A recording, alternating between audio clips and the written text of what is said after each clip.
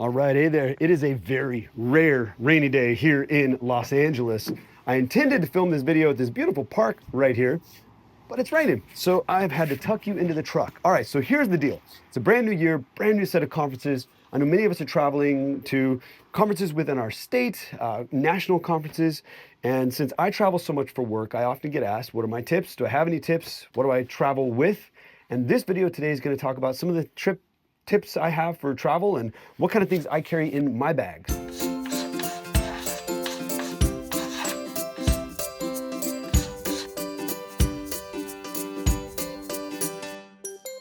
little bit about me.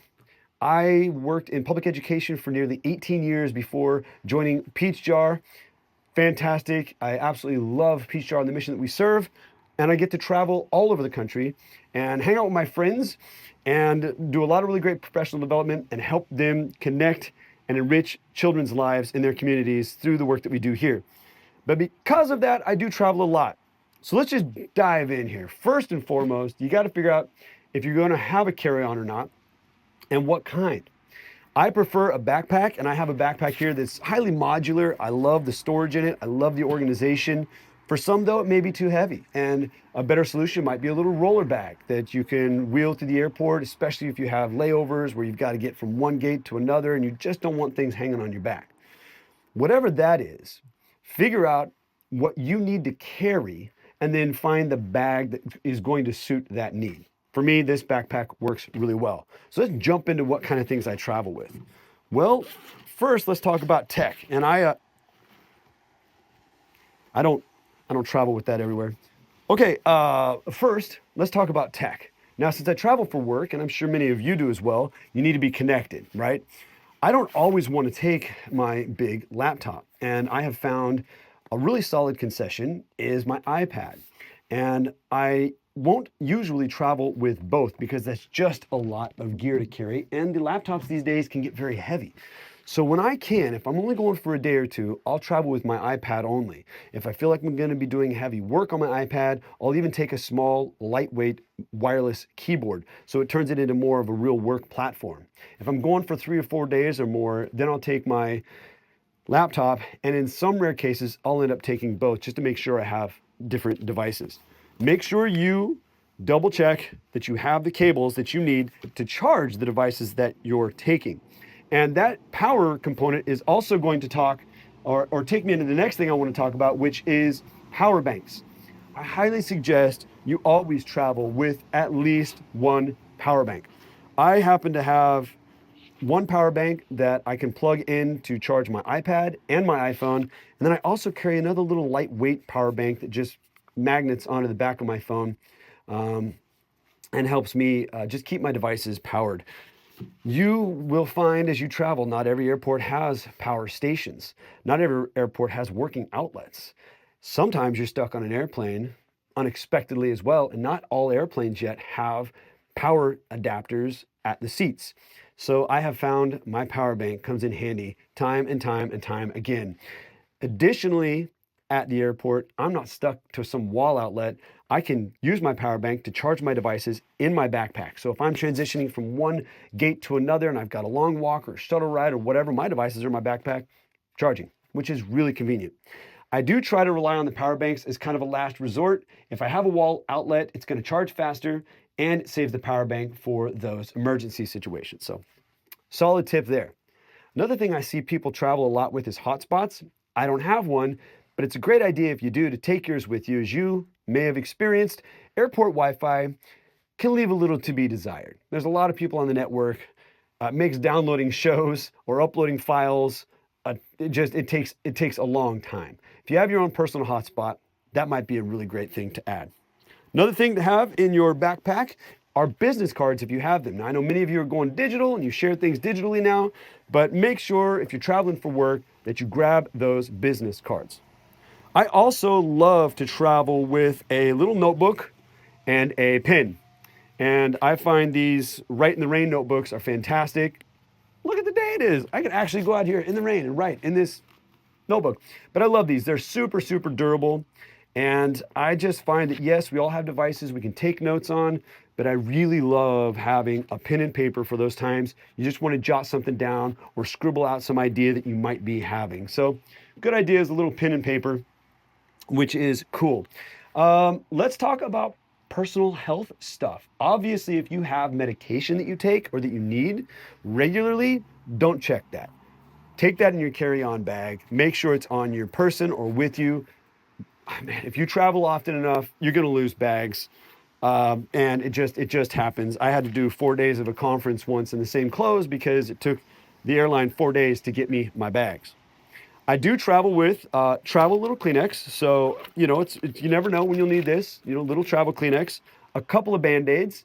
If not for you, maybe your neighbor. I've surprised probably 3 or 4 people who've needed a Band-Aid on an airplane, and I say, hey, I got you covered. And they're like, wow, you have a Band-Aid. That's cool. I always carry some sanitizing wipes just so you can wipe down surfaces in the airplane. When you're sitting there, I work on the trays, the food trays a lot.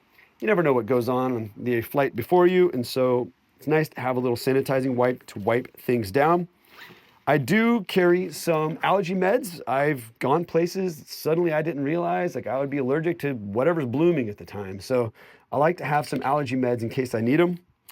And just breath mints, some gum, chapstick. That's a big one. You never know. It could be dry where you're going and you just need it. So big time on that. This other pocket here, I have my headphones. I do love my wireless headphones, but if you're anything like me, sometimes they just don't work or they run out of power.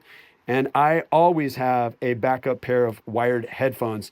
Nothing's more annoying than running out of battery on your wireless headphones and then you can't take those important work calls. I'm not talking about like watching movies and stuff. Anyway, so that's really, really cool. Let's see, what else? Lightweight layer is good if you can cram a jacket into your bag or maybe a very lightweight blanket. Sometimes it gets cold on airplanes.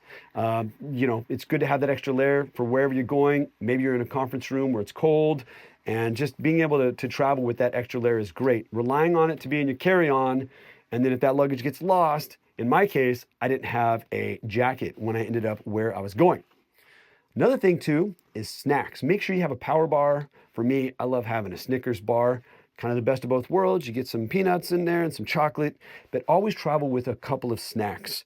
If the airline hands out snacks and you're not hungry at the time, don't turn it away.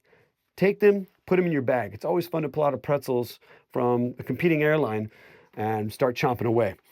But take the snacks, keep them, because you'll never know when you're going to need them.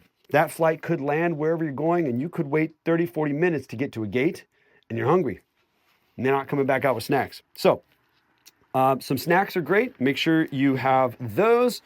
Don't forget a water bottle and don't forget to empty it before you get to the security line. Not all airports allow you to dump the water out. Some airports actually make you leave the line and dump the water bottle and start all over, or they make you throw the entire water bottle away. Ask me how I know. Ask me how I know more than once. You never learn. Anyway, that's a really good one. Make sure you got a water bottle. Obviously, dump it out and fill it at a water bottle filling station once you get through security. Lastly, bring a hobby. If you're into cross stitch or drawing or whatever that is, bring a good book.